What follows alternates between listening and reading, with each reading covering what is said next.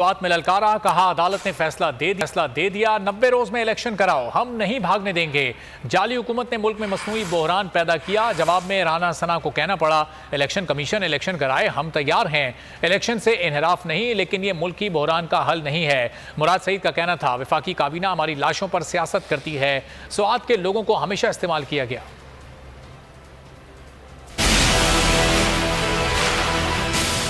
और अभी Lahore high court का फैसला भी आया है कि इलेक्शन कराओ 90 दिन के अंदर।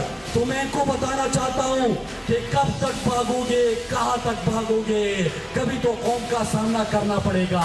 इलेक्शन जो है वो ठीक है, इलेक्शन कमीशन का काम है। इलेक्शन कमीशन जो है वो जब चाहे वो इलेक्शन जो है वो करवाएगा। हम इलेक्शन जो है वो लड़ने के लिए तैयार हैं। इस वक्त मुल्क को जो लॉ एंड ऑर्डर के हवाले से जो चैलेंज दरपेश हैं, उनका वो हल नहीं है। मैं अपने लोगों की लाशों के खिलाफ हूँ, मैं पराए जंग के खिलाफ हूँ, मैं लोगों को डॉलरों के लिए सौदा करने के खिलाफ हूँ।